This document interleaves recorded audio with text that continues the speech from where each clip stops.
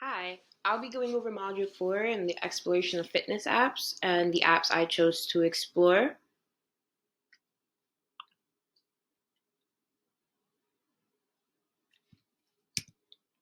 So my outcoming grade would be S3M16-6, which would be for grade 6, like middle schoolers, and standard 3. So the outcome descriptor would be maintains a physical activity log for at least 2 weeks and reflects on the activity levels as documented in the log. The app I chose to investigate was Home Court. I actually fell in love with Home Court. It is something that I definitely would want to use for myself in the future in my classroom. This is a video of me how to download the app and me going through how to download the app. This app is also partnered with Nike. It is completely free, and this is how the sign up process goes. I already had previously downloaded and started an account, so it was fairly easy for me to sign up again. But you sign up with an account with maybe Facebook, Google, or a previous email account, preferably to allow notifications. So if you're competing with other classmates, you get notified when they do something or if they beat your score.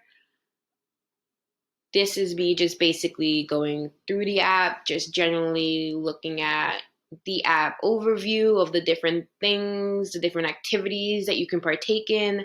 I even personally added a profile picture so anybody would know exactly who I am and which account is mine in case there's other people with the same name.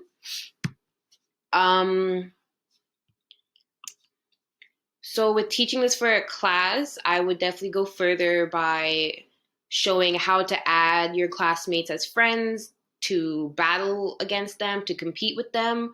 But I don't have anyone to add, so I wasn't able to show that part. But that's definitely something I would add.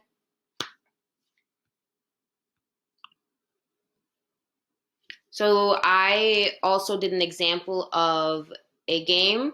So this is the phone screen. I know it's sideways, but the rest of the video it will be like horizontal.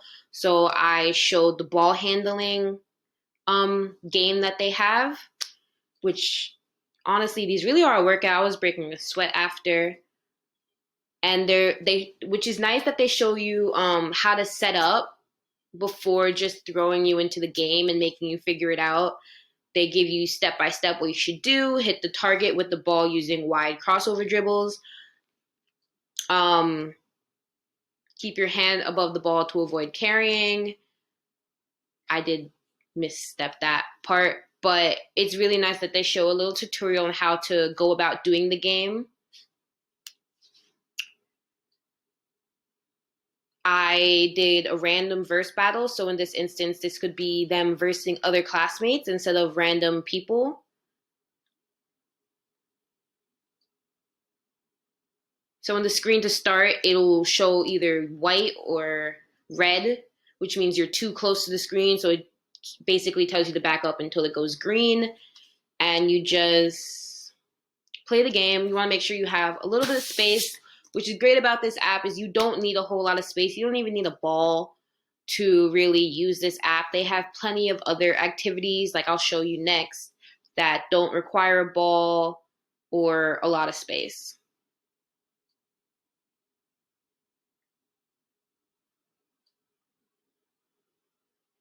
Yes, my ball handling skills are a little rusty. They can use a bit of work, but I started getting a hang of the game and working my way up. I believe the more points you get, so the more stuff you do within the app, you will essentially level up. So you'll get to verse people at your level if you want to battle randomly. So I won that one.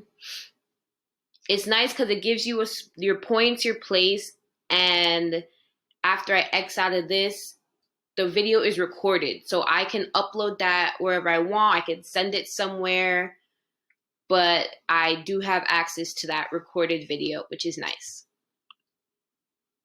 This is the second activity that I did throughout this game. As you can see, there's a lot, and they show you how many points you can get for doing each thing.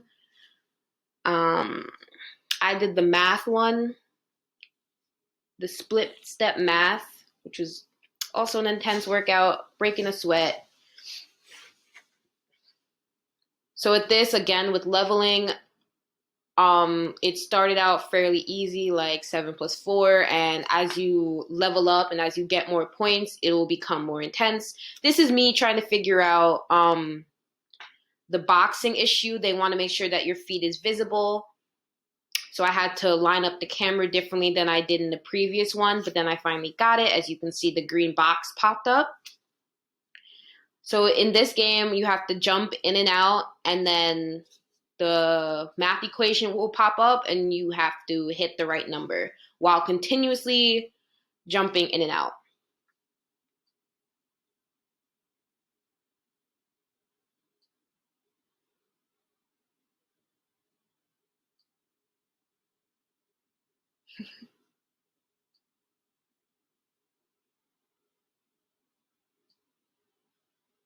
So as you can see with this one,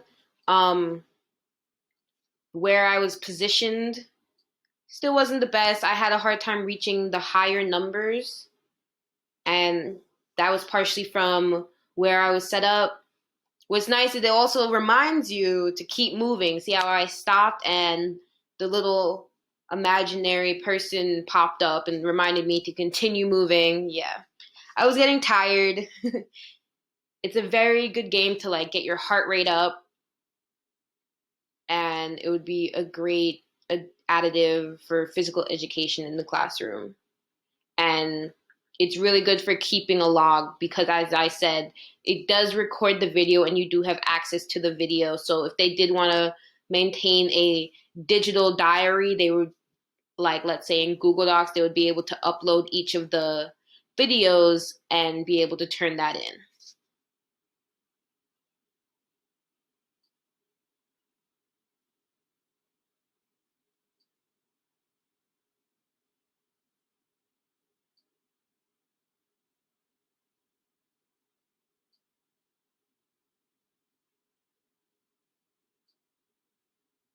So yeah, it says try again to beat my best. So you can definitely verse yourself, try to beat your last score, or verse other teammates, classmates.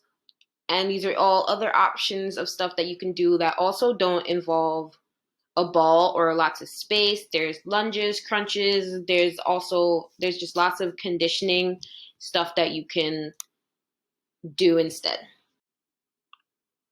So as I was saying, there's lots of pros to this app, which includes lots of movement-driven activities with and without a ball. You can challenge classmates or random people or yourself to beat your previous high score. It's easy to use, child-friendly. I had no problem trying to navigate through the app. It's not just for basketball. It's no ball user-friendly if you don't have access to a ball. And it brings on a lot of self-determination for the students to like incorporate themselves into it. The cons would be if the student can only use a cell phone, the screen is kind of small to see it when you back up far enough to be in the frame of it. I did struggle sometimes to see what was on the screen. Maybe that's my bad eyesight. You can't pause or stop mid-activity. As you saw, if you stop, it's just going to prompt you to keep going. So that could affect your point system or your scores. And you can't backlog or add past workouts. Say if I actually played a game of basketball for the day instead of work on the app, there's no way to add that into my digital channel or into my progress. So some practical ideas would be students stay active and learn basic basketball and fitness skills using the latest digital technology. Numeracy, the app itself provides a guide to how many calories are burnt during each workout. Students could be asked to track their calorie expenditure using this feature, or more accurately using their own wearable device like an Apple Watch. Literacy, so providing open-ended questions to answer at the end of each session or program, and having students submit answers wirelessly could be an excellent way to track literacy progress, such as sentence structure, spelling, punctuation, and grammar. And digital competency, I'm sorry, why does that say Starbucks? Students can be asked to create their own warm-up routine or even a full workout that can be submitted and shared with others in the class. This can be in the form of a vlog format or a step-by-step guide created using clips or iMovie. Workouts recorded on home court can easily be exported into video format and further edited or shared. So these are some examples I have of how I can incorporate this in the classroom. They can start by doing some drills, some of the baseline games so they can get like a baseline score for the first day, and then I can see the progress by the end of the week or by the end of how long the session would be. And this is my reference. Thank you for listening.